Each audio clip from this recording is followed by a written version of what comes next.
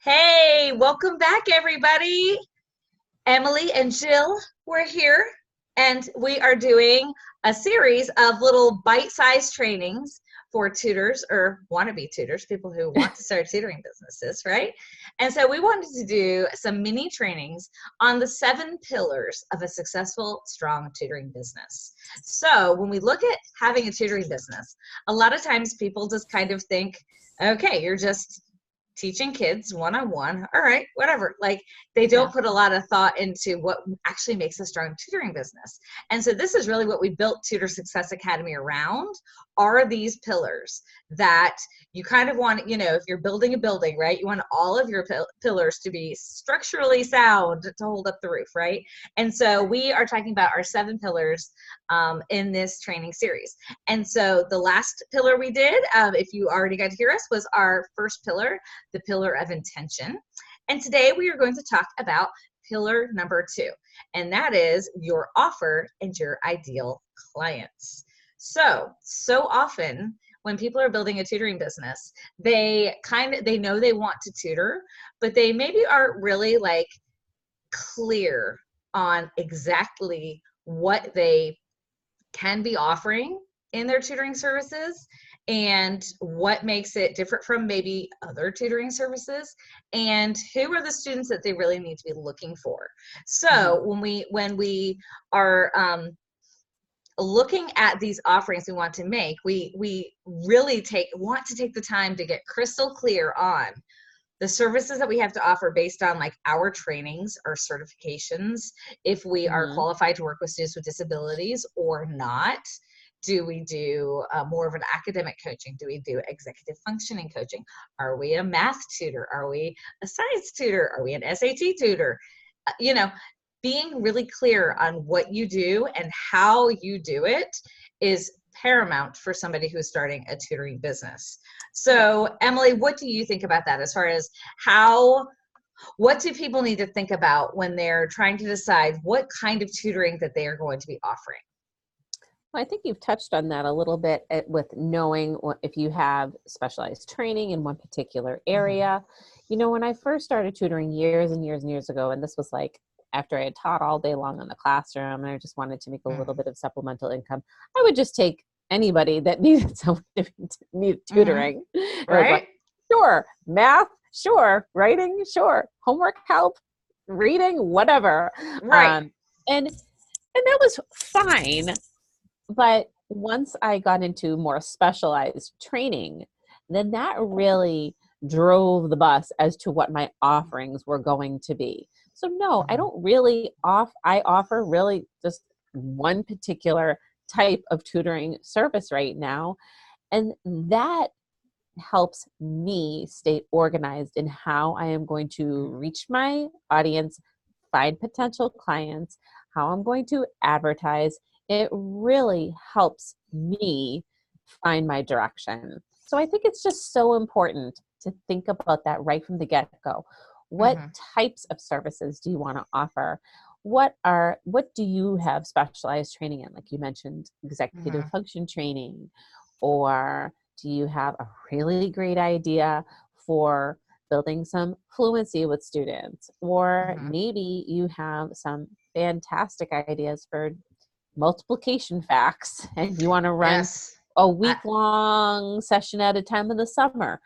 Uh, There are a and even lot of that, different options. there are parents that are looking for somebody to help with For the sure. multiplication nightmare, right? Yeah, And so if that person is really clear that, oh, I can teach you how to do this, like sign me parents, up. exactly. I'm like, good. I don't want to do that anymore. Right. Right. Like I've sang the songs, you help my child, please. And Exactly. and the other thing I think to consider is the structure of the offer.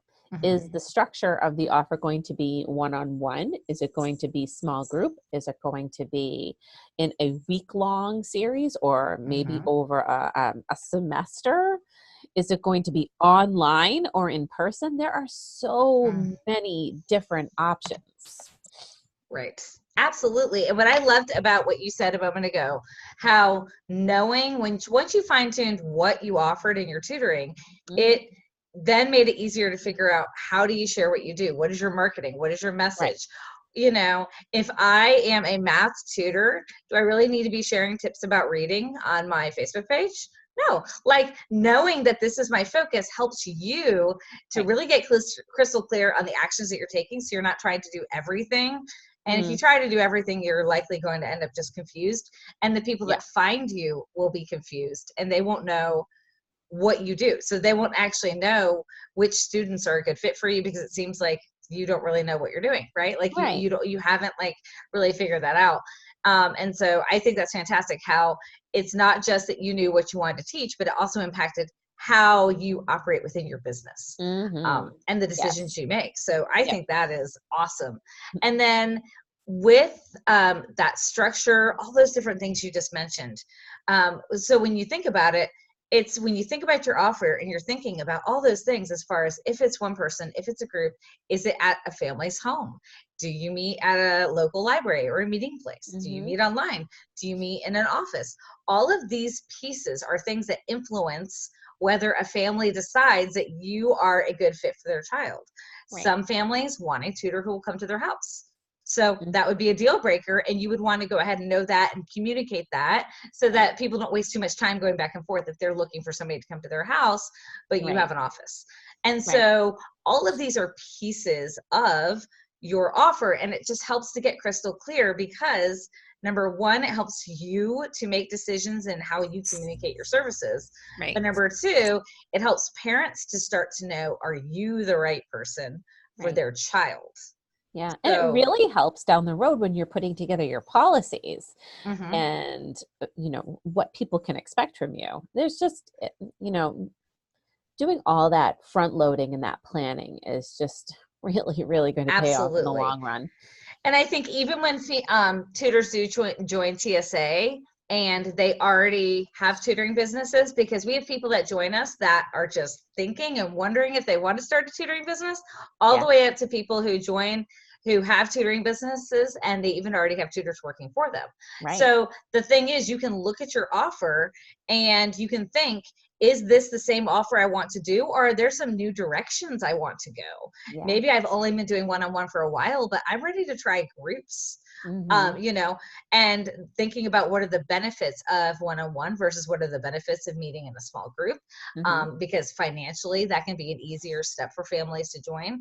And Right. so just being really clear on what you offer, like instructionally, right? And Mhm. how you do it and where you do it, and who is a good fit for those services. Yes. So that is so important, because you don't want Yep. to be inviting people in that actually are not a good fit for what it is that you do. You want them to be able to almost like self-select right away. And if Yeah. you're not the right one, you want them looking for the person who Right. is the right one.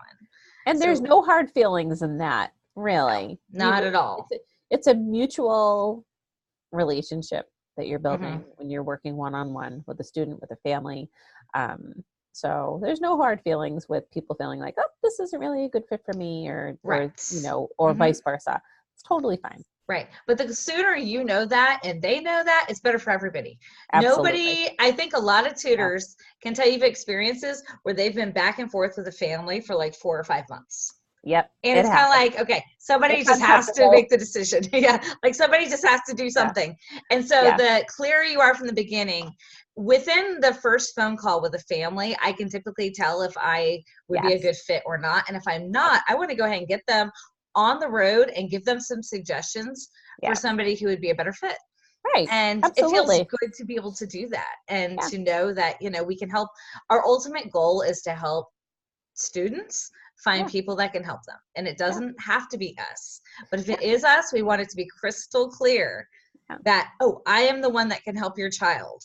And Right. for that parent to feel that confidence too. Yeah. And Sometimes, then, yeah, sometimes families don't work out for me, honestly, because it just mhm, might be because I have a very, very specific kind of a schedule. mhm, And sometimes I can speak to families and feel like, you know what? They might be better off going to a larger tutoring center, and I might recommend mhm, that to them because they have a lot more availability than I do. mhm. So, Right. Exactly. So anybody who's watching this video, look at your business now, or look at the business you want to have, and go ahead and start thinking, are you crystal clear on the services you offer?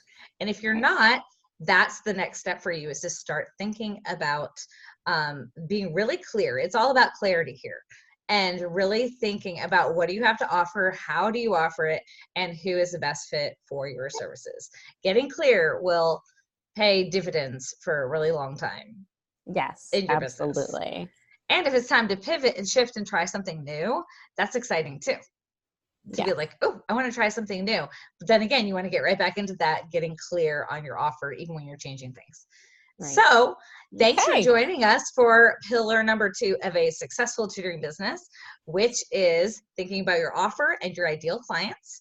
Stay tuned and join us for pillar number 3, where we talk about the promotional materials and your digital presence as a Ooh. tutoring business.